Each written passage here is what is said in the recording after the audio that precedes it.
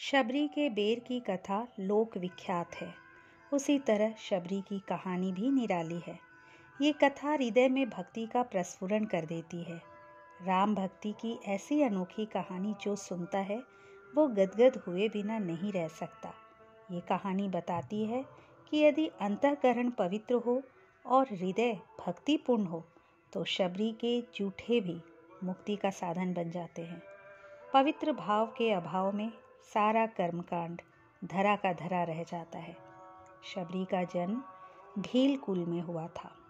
वो भील राज की एकमात्र कन्या थी। अपने विवाह के अवसर पर अनेक निरीह पशुओं को बलि के लिए लाया गया देखकर शबरी का हृदय दया से भर गया। उसके संस्कारों में दया, अहिंसा और भगवत भक्ति थी। विवाह की रात्रि में शबरी पिता के अपयश की चिंता छोड़कर बिना किसी को बताए जंगल की ओर चल पड़ी।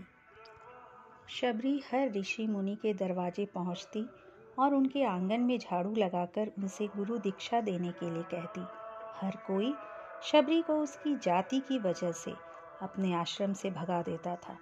ऐसा होते होते काफी समय बीत गया। उसके बाद शबरी मतंग ऋषि की कुटिया में पहुंची।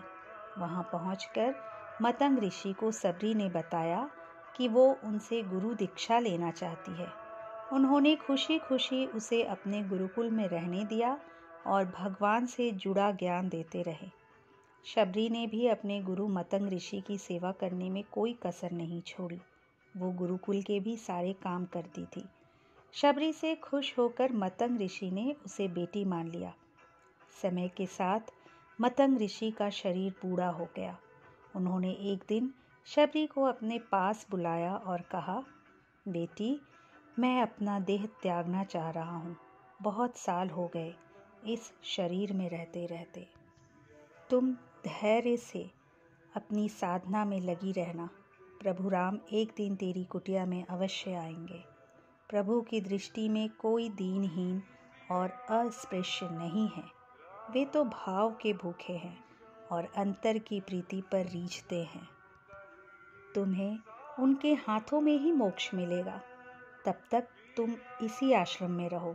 इतना कहते ही मतंग ऋषि ने अपना शरीर त्याग दिया। शबरी के मन में मतंग ऋषि के जाने के बाद से एक ही बात थी कि भगवान राम स्वयं उससे मिलने आएंगे। वो रोज भगवान राम से मिलने के लिए बाग से अच्छे अच्छे फूल लाकर पूरा आश्रम सजाती और भगवान के लिए बेर तोड़ कर लाती। अब वो वृद्धा हो गई थी। प्रभु आएंगे, गुरुदेव की ये वाणी उसके कानों में गूंजती रहती थी और इसी विश्वास पर वह कर्मकांडी लोगों के अनाचार शांति से सहती हुई अपनी साधना में लगी रही। वो नित्य प्रतिदिन भगवान के दर्शन की लालसा से अपनी कुटिया को साफ करती, उनके भोग के लिए फल लाकर रखती। आखिर शबरी की प्रतीक्षा पूरी हुई। अभी वो भगवान के भोग के लिए मीठे मीठे फलों को चख कर और उन्हें धोकर दोनों में सजा ही रही थी कि अचानक एक वृद्ध ने उसे सूचना दी, शबरी, तेरे राम अपने भाई लक्ष्मण सहित आ रहे हैं। वृद्ध के शब्दों ने शबरी में नवीन चेतना का संचार कर दिया। रामायण कथा में जिस तरह जटायु भगवान के अनन्य भक्त थे, वही दशा शबरी की भी थी।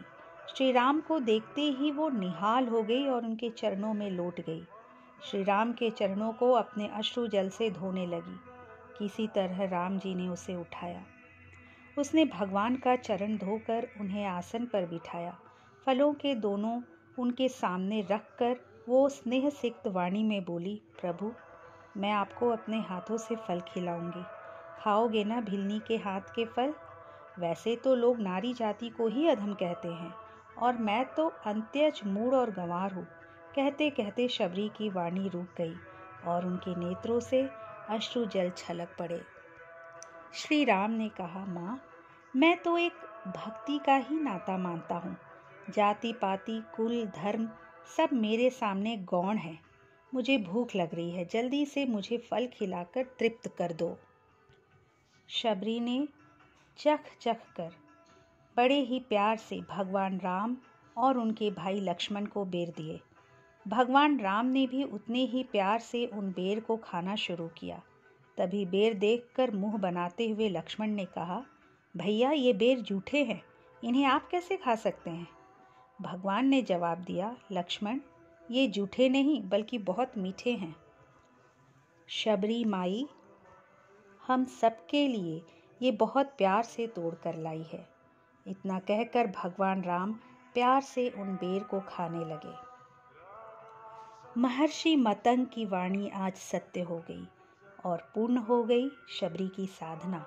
उसने भगवान को माता सीता की खोज के लिए सुग्रीव से मित्रता करने की सलाह दी। भगवान ने जाते हुए शबरी माई से कहा, आप मुझसे जो चाहे वो मांग सकती हैं। शबरी ने उन्हें कहा, मतंग ऋषि के कहने पर मैं आज तक सिर्फ आपके दर्शन करने के लिए जी रही थी। अब आप मुझे मोक्ष प्रदान कीजिए। मैं अपना शरीर आपके सामने ही त्यागूंगी। उसी वक्त शबरी ने अपना शरीर त्याग दिया। भगवान राम ने अपने हाथों से उनका अंतिम संस्कार किया और सीता माँ की खोज में आगे बढ़ गए। इस तरह से ऋषि मतंग की बात सच साबित हुई और शबरी को भगवान राम के दर्शन भी हुए। तभी से भगवान राम को शबरी के राम भी कहा जाने लगा। दोस्तों, यदि श्रद्धा सच्ची हो तो भगवान के दर्शन जरूर हो जाते हैं। यदि आपको मेरा ये वीडियो पसंद आया तो इसे लाइक कर दीजिए। मेरे चैनल को अब तक सब्सक्राइब नहीं किए हैं तो प्लीज़ सब्सक्राइब कर लीजिए। अगली बार एक नए विषय के साथ आपसे फिर